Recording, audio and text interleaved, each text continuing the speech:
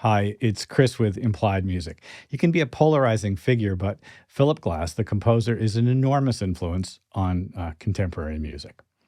There's a certain technique he comes back to again and again that I haven't really got a great name for. You could call it modal modulation in place, or what John Adams calls gating. It's a sort of a harmonic constraining to scale as you move through modes. Well, I think if I just show it to you, you'll understand it a little bit better.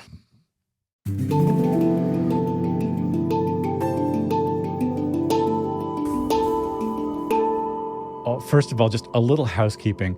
The subscriber count on the channel has just been skyrocketing. Those of you who've been here for a while are probably going like, oh, look what happened. I knew this was good all along. Listen, if this is the second or third video of mine that you've caught and this is useful for you, join us. Subscribe to the channel. It helps us enormously. We're going to continue to do more great content like we've been doing. I don't think things are going to change very much, although I'll probably have to do some sort of Patreon thing. I was ready to do it like in October, but, you know, things blew up, man. Things blew up. I guess this is what happens. I'm kind of proud of us, right? We sort of stuck with this. Listen, by the end of this lesson, I hope you'll understand this kind of like basic minimalist technique. Let's jump right in. Here we go. We're going to start with a little review. And when I say review, I just want to observe a little something here. Look at this triad. This is a D minor triad. And as you can see, it's got a D, an F, and an A. Now, each of those notes could be, say, D flat or A sharp, right? What that means is there are any number of possible existences for this same world. I just went from D minor to D flat major. There was a note in common, and the other two notes changed by only a half step. This can be a very, very beautiful sound.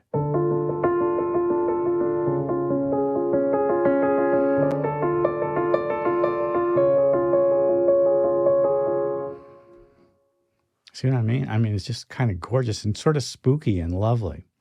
This is something that Glass uses all the time. Let's take a look at a couple of examples. Here I've got the sheet music, a book from his score to The Hours. And I'm just going to take a look at these chords here from one of the pieces, Tearing Herself Away. Now, the simple figuration, and it's kind of a pattern, an arpeggio pattern. It's kind of an X-Files pattern, right? You hear it's got that flat six. And then he does exactly what we just did, except it's in A minor to A flat major. It's so pretty, right?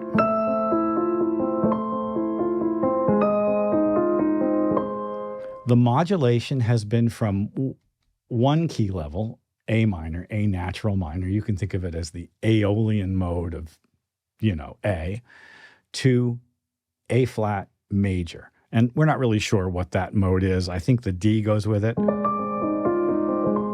So we could call it a Lydian mode. The two things changed, and yet the names of the notes didn't change. A was A flat, E was E flat, but it was still an A. It was still an E. Now, this technique shows up again in the Etudes. All right, here's Etude number 5, and different keys and stuff, but the same concept. For instance, the very first moment is this.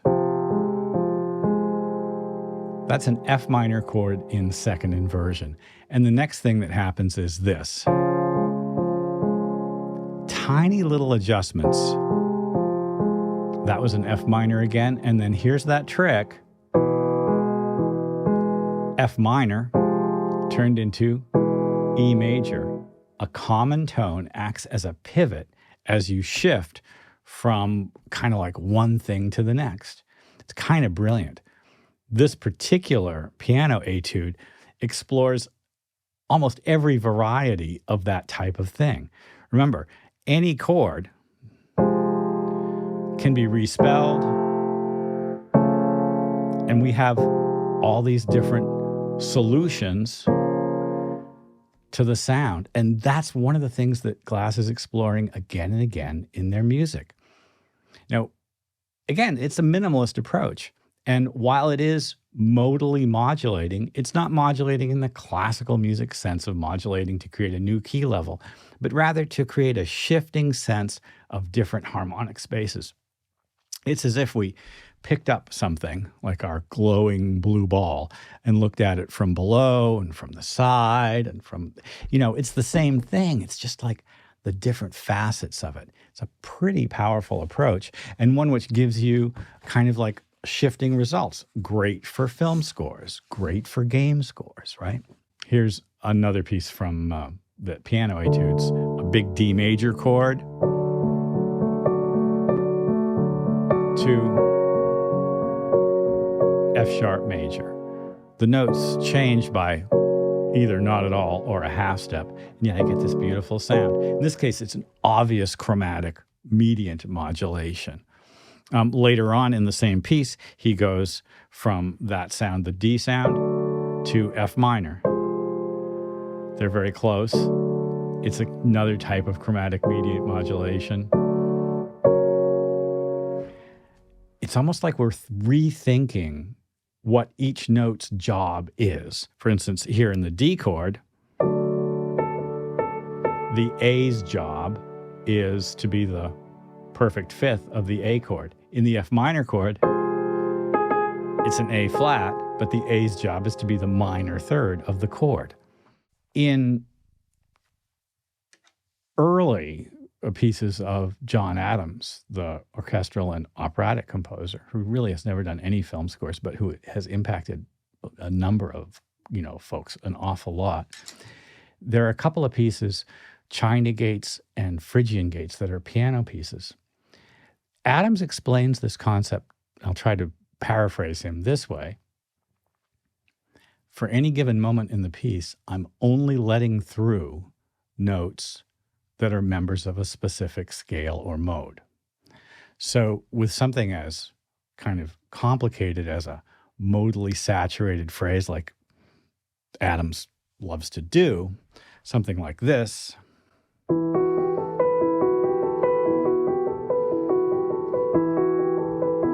I'm only letting through notes that are members of the E natural minor scale. But if I changed my mode and let through notes that are members of the B major scale, this would become this.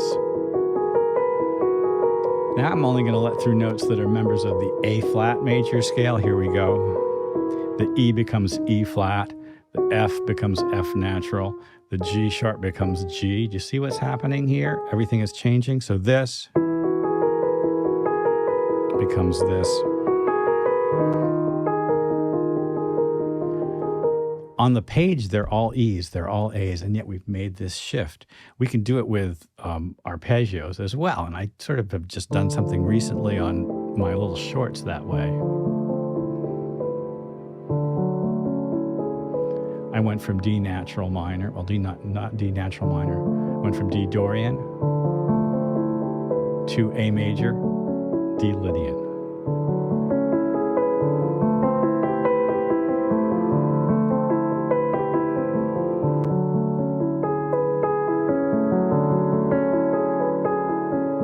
It's a beautiful sound. So what do we call this? I don't have a great name for it. It's modal modulation. I've shifted from one mode to another, but I haven't really picked up and moved. It's not transposition per se, right? What I've done is I've just let through only the notes from the new scale or mode. E is still an E, but now it's E flat or maybe even E sharp, just to make, your life weirder.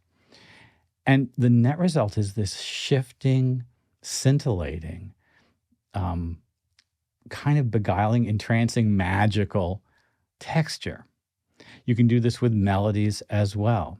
In fact, many DAWs have a function, a note-altering function built in, maybe in transpose, it may be somewhere else in your DAW, that allows you to select a group of notes, hold them in place, but change the key. It's not like moving things up and down on your piano edit roll.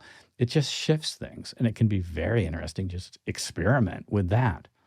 Sometimes I'll say this, computer algorithms get that kind of thing wrong.